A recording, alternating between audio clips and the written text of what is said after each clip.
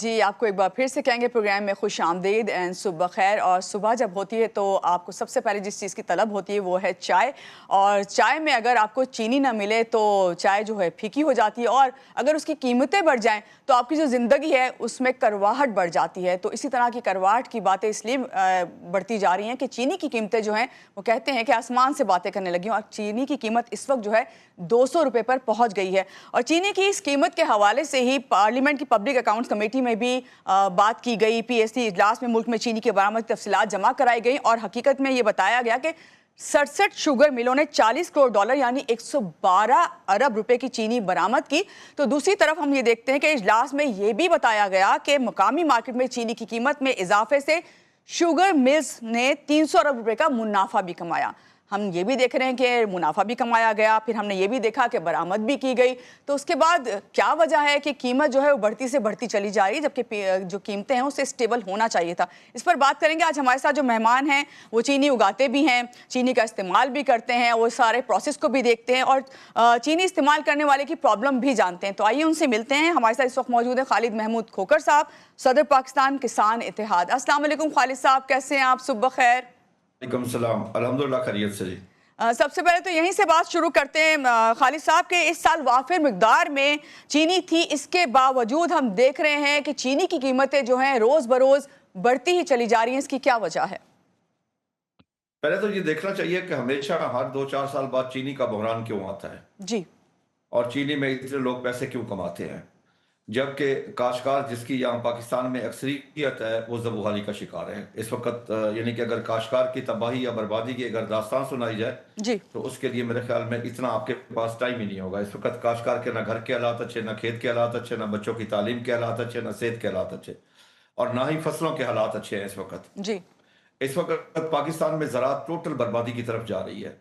कुछ climate change की वजह है, पैदावारी लागत की वजह है, खसूसन फसलों का रेट ना मिलने की वजह है। गंदम में हमने 2200 अरब रुपए का हमें नुकसान हुआ। आज 300 अरब इन्होंने कमाया है, हमने 2200 अरब रुपए सिर्फ गंदम में असल रेट से हमें कम रेट मिला, हमने नुकसान किया है। यानी कि हर लिहाज से फायदा सनतकार को है और काश्तकार को नुकसान ही नुकसान है। सनतकारों में भी मेन शुगर मिल ही आती है जो ज्यादा जी। पैसे कमाते हैं। जी।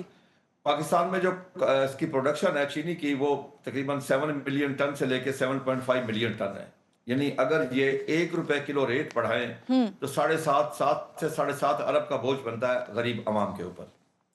और गरीब आवाम के अय्याशी क्या है, जो आम एक गरीब आदमी है उसकी सारा दिन की जो थकावट उतारती है वो 2 चाय की मीठी चुस्की है, मीठी चाय की चुस्की है, बिल्कुल। जिससे उसे महरूम जी। जिससे उसे महरूम कर दिया गया। एक तो हमें एज ए कौम एक फैसला करना चाहिए कि हमें चीनी के इस्तेमाल से गुरेज करना चाहिए।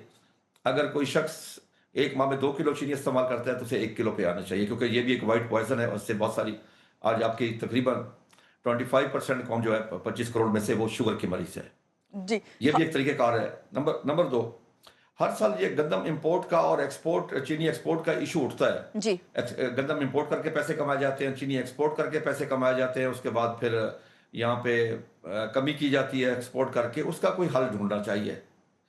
मैं 3-4 दिन से ये बात कर रहा हूँ, मैंने 2 प्रेस कॉन्फ्रेंस भी किया है, टीवी प्रोग्राम में भी मैंने बात की है कि एक हमें इंडिपेंडेंट एक्सपोर्ट अथॉरिटी बनानी चाहिए, ओके। टोटली इंडिपेंडेंट हो, यानी कि वो मिनिस्ट्री के अंडर ना हो। जी। और उसका जो हेड है वो इस तरीके से हायर किया जाए जिस तरह आप एक वाइस चांसलर को हायर करते हैं।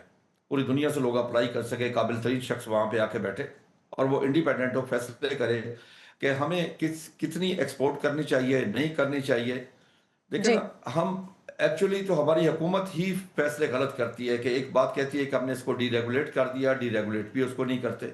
जी। आप गंदम को लें, पिछले साल 2 साल पहले उन्होंने डीरेगुलेट किया और उसके बाद 8 अगस्त 2024 को पंजाब हुकूमत ने एक लेटर जारी कर दिया, उसके रेट तय कर दिया। हमारी कास्ट ऑफ प्रोडक्शन 3410 रुपये खुद निकाली थी और जो रेट इन्होंने तय किया वो 2600 से लेकर 2700 रुपये मुख्तलिफ अजला के रेट थे। यानी कि हमारी पैदावारी लागत ठीक से है। भी हमें 600-700 रुपये कम दिया जा जी। उसमें दिया, और 2800 रुपये के ऊपर पर्चे दर्ज हुए काश्तकारों के ऊपर। ये एक बहुत बड़ी खबर है कि पर्चे दर्ज हुए 2800 रुपये। बिल्कुल। पैदावारी लागत से कम रेट है 2800 रुपया, जी। यानी कि हमारी पैदावारी लागत ज्यादा थी। जी। अब देखिए इसका एक तो वो होना चाहिए। दूसरा एक चीज करने की जरूरत है कि जो दुनिया में है, अब हमारे दुश्मन मुल्क है इंडिया को ले लें, जी। वहां पे हर फसल की एक प्राइस कमीशन है। प्राइस कमीशन का काम ये होता है कि फसल काश्त करने से कम 1 साल पहले वो तय करते हैं कि इस फसल की कास्ट ऑफ पैदावारी लागत क्या होगी और इसका रेट क्या होना चाहिए। जी यानी कि वो इंडिकेटर प्राइस भी तय करते हैं, एक्सपोर्ट प्राइस तय तय करते जी हैं। पाकिस्तान में जी वो निज़ाम जी ही नहीं है। हमें अब किसी सिस्टम की तरफ जाना पड़ेगा। इस तरीके कंट्रोल नहीं कर सकते कि आप देखें ना, चीनी महंगी किसने बेची है? शुगर मिल वालों ने या मिडल मैन ने। पकड़ा कौन जा रहा है? आम एंड दुकानदार, गरीब जी आदमी जो है। जी अब देखें ना, चीनी मालिकान कितने हैं? 40 होंगे, 42 होंगे, बल्कि एक्टिव 15-20 होंगे जो ज्यादा काम कर रहे हैं। और पकड़े जा रहे हैं हजारों के हिसाब से लोग, हजारों के हिसाब से जो हमने पर्चे दर्ज कर दिए। भी किसके ऊपर पर्चे दर्ज हुए? पर्चे तो आवाम के ऊपर दर्ज हुए जो चीनी इस्तेमाल कर रहे हैं। अगर एक दुकानदार है बेचारा, उसको अगर चीनी महंगी मिली है, वो किस तरह हुकूमत के कहने बिल्कुल पर सस्ती बेच ले? वो बिल्कुल कारोबार छोड़ जाएगा। ठीक है ना जी। अच्छा, इस वक्त चीनी नापायद क्यों है, गायब क्यों हो गई है? जी क्योंकि हुकूमत का बेजा कंट्रोल जो है ना, उसको वो गायब हो रही है। बिल्कुल अगर सही हम इसको सही तरीके से डीरेगुलेट कर दें, जी दुनिया के साथ हर कोई मुकाबला करे, दुनिया के साथ हर कोई जाए, कोई इंपोर्ट करे, कोई एक्सपोर्ट करे, इस पे किसी किस्म की कोई पाबंदी नहीं होनी चाहिए। हाँ, अगर इसको रेगुलेट करना है, जी फिर ये भी है, फिर गन्ने का रेट भी तय हो। अब सही जब पिछली दफा गन्ने का रेट तय होने की बात हुई, तो उस वक्त हुकूमत ने कहा नहीं, डीरेगुलेट हमने कर दिया, अब हम गन्ने का रेट नहीं देंगे, कोई इंडिकेटर प्राइस नहीं देंगे, शुगर मिलों की अपनी मर्जी है। फारिस साहब, ये तो भाई वही जब बात हो गई अपनी ना, जो गंदुम के लिए भी यही कहा गया कि प्राइस इतनी है, 34 रखा गया और फिर 26 पे लेकर आ गए। इसी तरह आपने कहा कि शुगर के लिए भी यही। यहाँ पे जो अवाम है वो आपसे ये सवाल जानना चाहती है, वो ये पूछना चाहती है कि अब जब नई फसल आएगी नवंबर में, तो क्या इसके बाद कीमतें जो हैं वो स्टेबल हो जाएंगी, वाफिर मुकदार में फिर चीनी देखिए, होगी? मैं आपको अर्ज करूं ना, यही तो एक वजह है जी। हम काश्तकार इंपोर्ट की मुखालफत कर रहे हैं जी, इसलिए कि अगर ये अक्टूबर नवंबर में बाहर से चीनी मंगवा लेते हैं, जी फिर हमारा गन्ना सस्ता खरीदा जाएगा, चीनी जी यहाँ वाफिर होगी, और ये कहेंगे जी चीनी बाहर से आ गई है, शुगर मिल वालों के पास, उन्हें तो भाना चाहिए। वो कहेंगे जी हम तो नहीं खरीद कर सकते। देखिए, हमने गलतियां कहाँ की हैं जी, बेज़ाब्तियां कहाँ की हैं। 60 की दहाई में एक पंजाब एग्रीकल्चर कमीशन बना, जी नवाब ऑफ कालाबाग के ज़ेर निगरानी।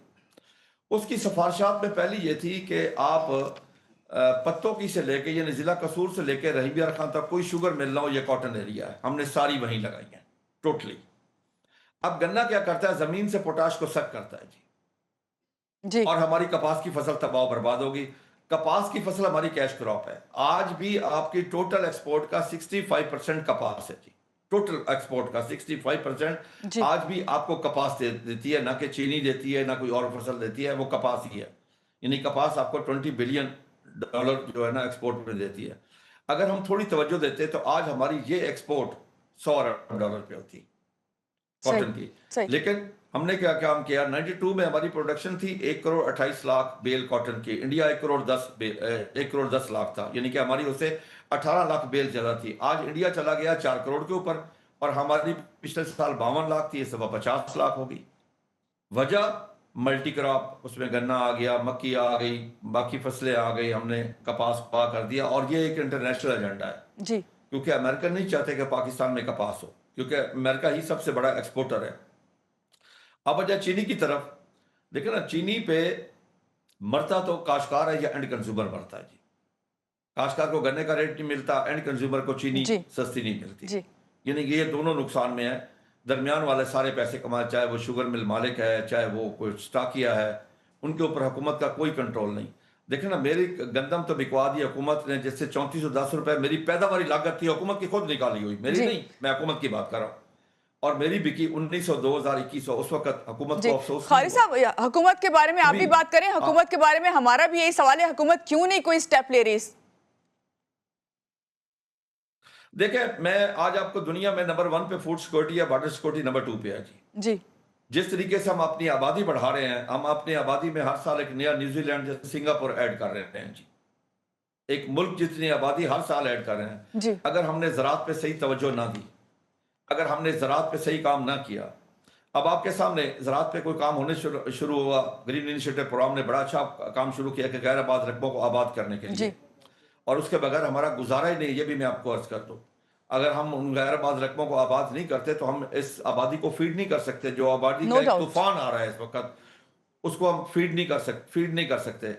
लेकिन उसकी कितनी ग्रीन इनिशिएटिव प्रोग्राम की इस मुल्क में कितनी मुखालफत हुई है। अगर वहां पे नहरें निकाल रही हैं, पूरा सिंध खड़ा हो गया कि नहरें ना निकालें। हालांकि सूरत हाल क्या है, हम पंजाब वाले सिंध को पानी दे रहे हैं, अपने हिस्से का पानी दे रहे हैं। जी हमारा पानी कोई 2.25-2.5 क्यूसेक पर 1000 एकड़ है। और हमारी जो शिशमाई नहरें हैं उनका कुछ 3.5 क्यूसेक पर 1000 एकड़, जबकि हम अपने सिंधी भाइयों को 8 से 14 क्यूसेक पर 1000 एकड़ पानी दे रहे हैं, लेकिन उसके बावजूद उन्होंने शोर मचा दिया और नहरों का काम फिलहाल रुकवा दिया। इंशाल्लाह नहीं रुकेगा वो नहरें, मैं यकीन से कहता हूँ कि वो नहरें बनेगी, क्योंकि पाकिस्तान का मुस्तकबिल इसी में है। एग्जैक्टली फूड सिक्योरिटी का मुस्तकबिल है, यानी कि इस वक्त बिल्कुल सही आपने बात की। पूरी दुनिया में और नंबर 1 पे, पूरी दुनिया में नंबर 1 पे फूड सिक्योरिटी है। हमने नो सिंध डाउट वालों को पानी अपने हिस्से का क्यों दिया? देने की वजह ये थी, बा सिर्फ और सिर्फ ये थी कि उनका नीचे वाला पानी कड़वा था, हमारा मीठा था। अगर हमारा पानी मीठा था तो चाहिए ये था कि हमारी पंपिंग कास्ट वो पे करते फिर, क्योंकि हम अपने हिस्से का उनको पानी दे रहे हैं। बिल्कुल लेकिन सही, यह वफाक बिल्कुल नहीं सही। करता। खालिद महमूद खोखर साहब लेकिन हमारे साथ थे। और खालिद साहब, आपकी बात बिल्कुल सही है कि यहाँ पे खाली ये नहीं सोचना चाहिए कि पंजाब इस सिलसिले में काम कर रहा है या सिंध कर रहा है। सबको एक कौम बन के जो है सोचना है और काम करना है ताकि मुल्क के माशी हालात बेहतर हों। आपको कहेंगे बहुत शुक्रिया। और यहाँ पे लेंगे एक छोटी सी ब्रेक के बाद वापस आते हैं, रहिएगा हमारे साथ।